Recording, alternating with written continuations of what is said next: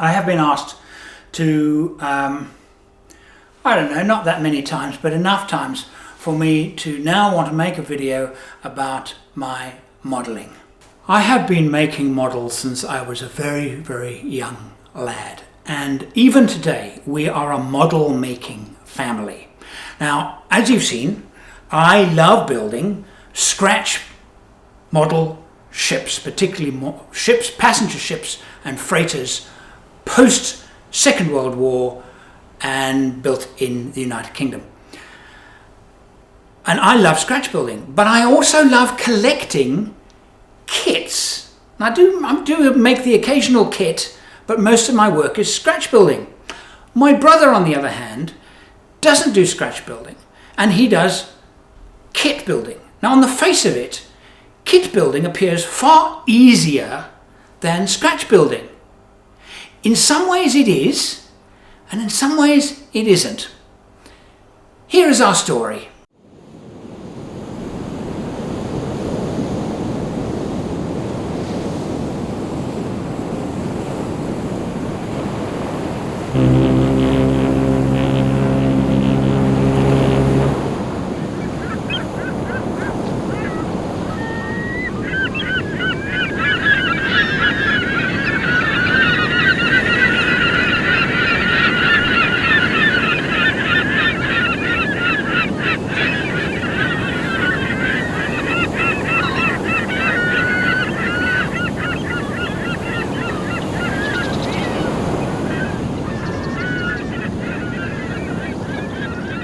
We all started with kits like this.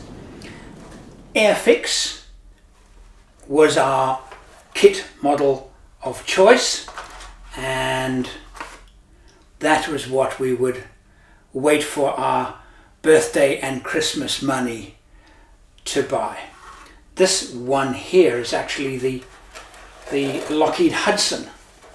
Now you can see by the shape of the Hudson that it's a very fat-bodied, round-bodied little aircraft. Now I loved this aeroplane because I was quite round and fat-bodied as a kid. I was quite chubby. We would play planes, dive and shoot each other down, and it was a major part of our growing up. Here's another example. Here is the Helldiver, and here's actually a picture from 1970 of me holding it. You can see me holding it there. And again, that's what they start out as. Very familiar to many of you. Our love of aeroplanes no doubt started from the days spent at the Biggin Hill Air Show as long ago as 1965. We would go to the air show and then go and buy kits of the planes that we had seen. Here is one of the RAF Lockheed Hercules. And here on Christmas morning is the model. Likewise, the Sea King helicopter and the model.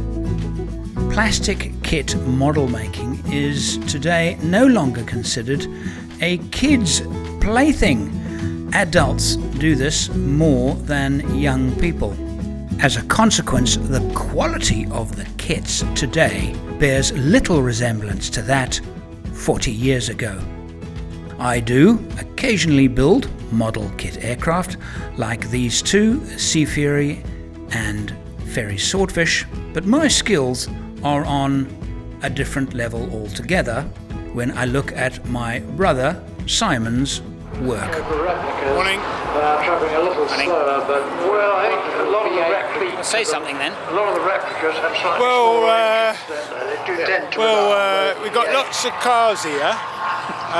the GT40s are really. We're waiting for the planes. Yeah, we are really. We're waiting for the planes. We're waiting for the planes. Yeah, we're going to do this a lot. Like I build a lot of my ships that have a significance to me, he builds a lot of his aircraft that have a significance to him and the family. This is a once-in-a-lifetime event. In from the left.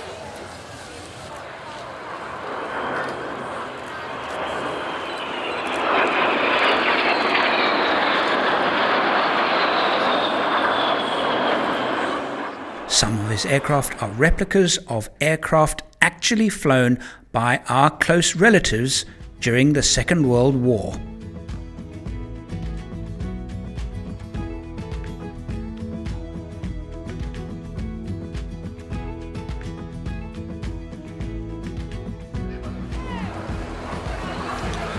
Battle of Britain's only Victoria Cross was won by a Hurricane pilot. My other brother, Martin, is also a model builder. But even today, the family joke persists that if he ever made a model, it either would remain unpainted, or if he really applied himself, would be painted one colour: silver. The Canberra was sold to the Americans, and they called it the Martin B-57. And when you see it, you'll understand why, because only one colour. Well, lining up now is... And even today, he gets very excited when he finds pots of silver paint. And no story about my family's model building would be complete without a mention of my father's obsession with the Hamden bomber. With kit-built plastic models, most of the build time is taken up with finishing, the weathering and the realism. With scratch-built ships, it's mostly the construction. So this is my very latest creation.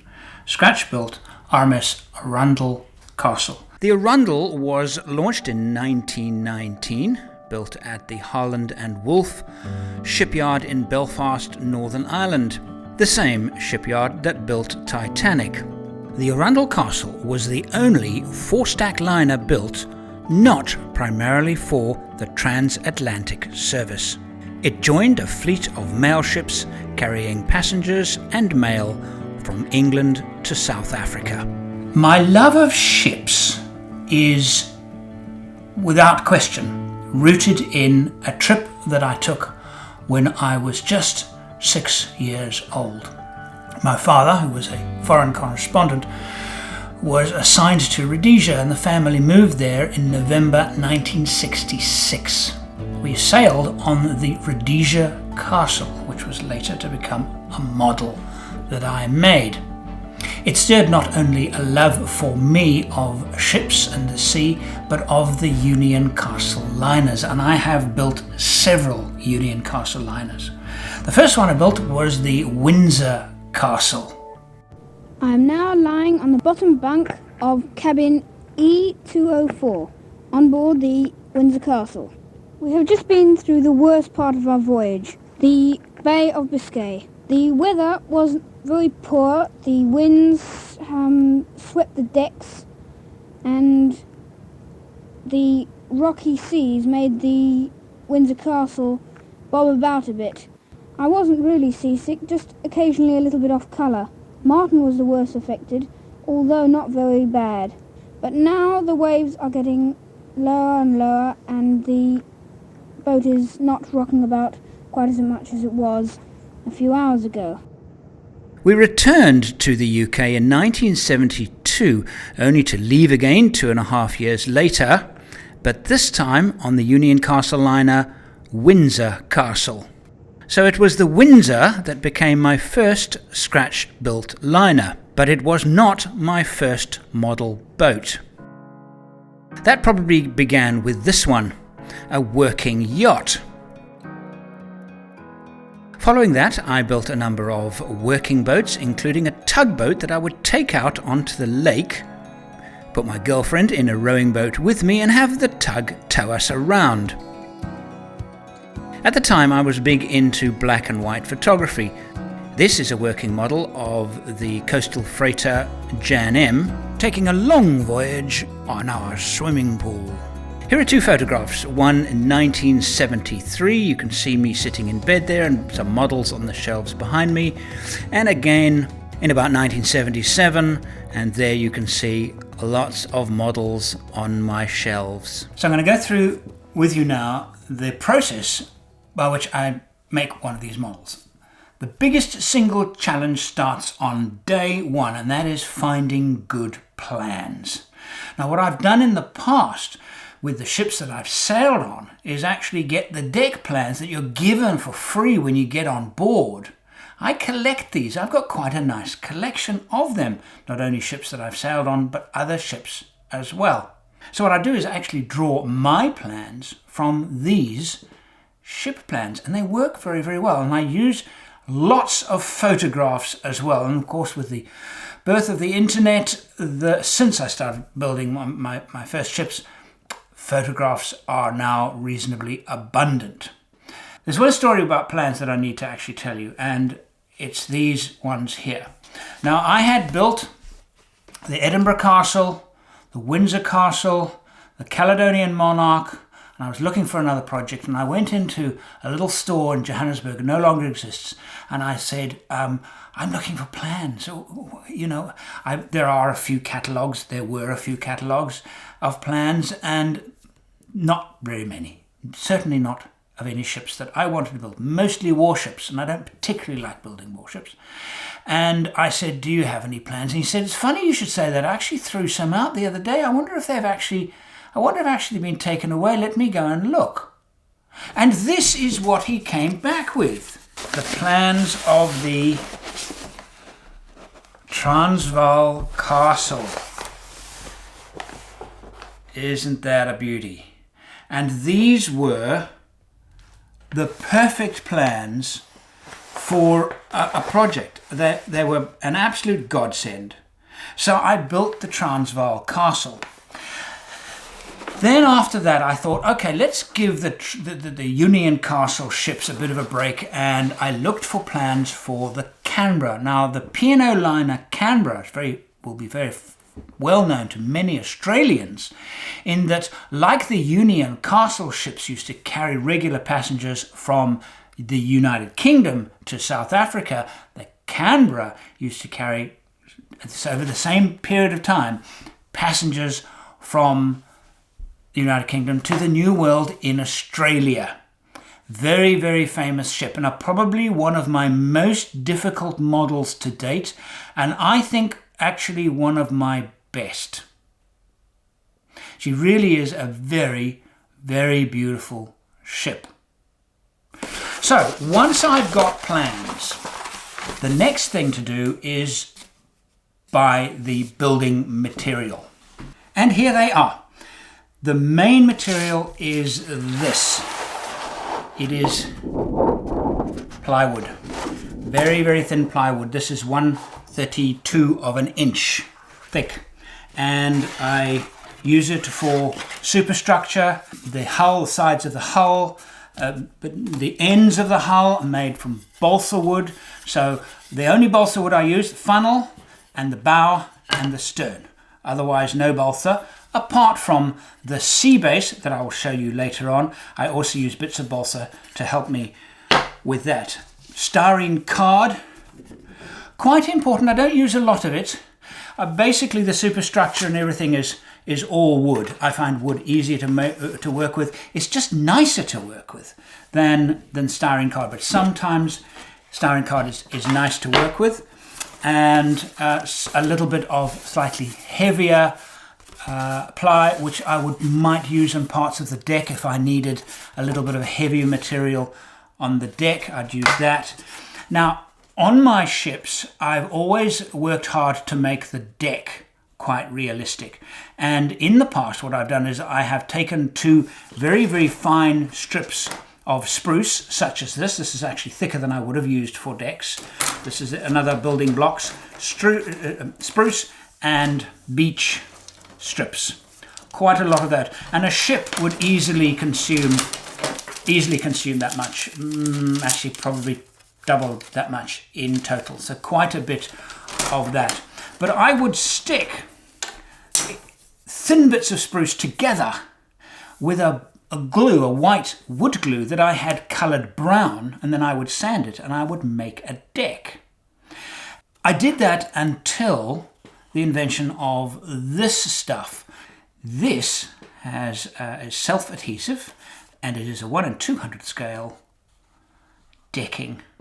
Now I now use this. Yes, it's a lot easier, but it's also a lot more realistic than the deck I would have to make by hand. I would start by doing the walls of the hull, This is the Canberra, and these are some of the stages of my building of the Canberra. Typically a ship like this would take 2.5 to 3 years to complete. Without question, the most common comment that I will receive when people see my models, because they are displayed around our house and have been for decades, is, "Oh, you must have such wonderful patience." No, I'm not a particularly patient person at all.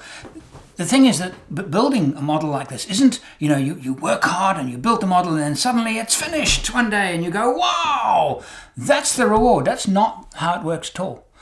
The actual process itself, there are little bits of reward all the way along the line from the very beginning to the very, very end. And even with my models being displayed, I get enjoyment out of them like I do a nice piece of furniture. This is the part, though, that people, I think, believe takes the greatest patience.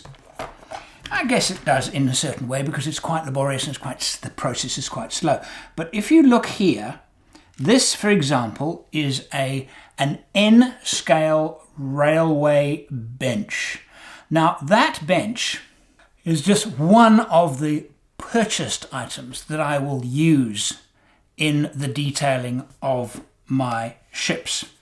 Some of the commercially available ship fittings that I could purchase, I needed to adapt to get the scale right. And here's a typical example. This is a little Billings lifeboat.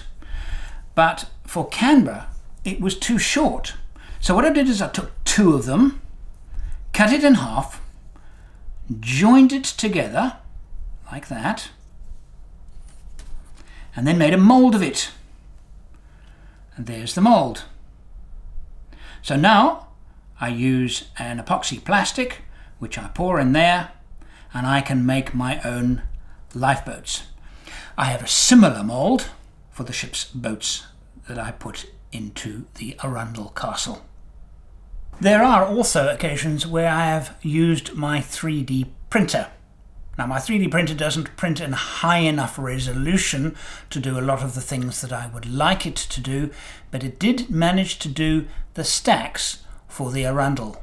But perhaps the most interesting is the way I have the railings created. Now, for decades, I purchased a sheet of railing which is branch etched from a website. They'd send it to me. I did that until 2015 when I was living in England at the time, and I came across a company that would actually make me a brass etch exactly to my specifications. So I got a photograph of a Union Castle line ship and then drew a drawing of the railings and had them make them for me in 1:200 scale. And there they are, and I had a whole lot made, and that is a vast improvement on my old models. Working with brass etch can be very, very fiddly, but the rewards are wonderful. Other bits and pieces, for example, pins, typically used in railways, working with railways, stanchions and things like that. I can purchase some of them. Anchor, chains, and things like that, all kinds of things. And I have collected a lot of them over the years. You're probably wondering if I have ever built any scratch-built cars. The answer is yes, just one. It was, guess what? A Range Rover. Now, I actually started building this in my last year at school, which is 1977. The body was made of balsa. The plans were actually drawn by my brother, same brother that makes all those beautiful aeroplane models. I built it with 4-wheel drive. It had a Meccano transmission, electric motor. It had 4-wheel drive. It was wonderful. I kept it for years and years and photographed it a lot. It no longer exists. I do have a small collection of die-cast model cars and a lot of, yes, you guessed it. I think officially now I can say that it is an obsession. It is. I am now in the very last stages of building my RMS Arundel castle. The last bit of work really is the detail, and I use N-scale railway components for some of the barrels. The scale isn't quite right, they're a little bit too big, but they're close enough. And I also will put people on the deck, again N-scale railway people. I can't find 200 scale people anywhere, they're just not made, and would be too difficult for me to actually make them myself. The last stage, of course, is the C. Now, you can see quite clearly that there are a lot of cracks in it, and that's why I do it 1/2 at a time. So you can see here that I have done just half of it, and there are some cracks showing, but that's not a problem at all because I fill it with clay once they're both dry. There is a bit of shrinkage, that's why I do the 1/2. So if there's a little bit of shrinkage, I can then just move the ship a little bit and then do the other half. And this is the product I use. It's called DUS. I've tried many different types. This is the only one that doesn't crack badly. This is not bad. This is pretty average for a flat, smooth surface, a thin layer that I have built. Then I will spray paint the blue sea, the wake around the ship, and I will make a glass case. The very last bits, once everything is done and the case is ready to be dropped on, is I will run lines. You can just see one of them there. I will run lines and do the final rigging.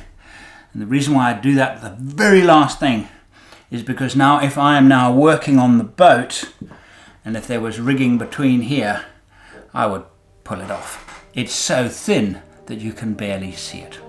I hope you have enjoyed my little story about my model building. It's something that I absolutely love to do, and instead of watching mindless television, I will come into my little den and I will build a model. Thank you for watching.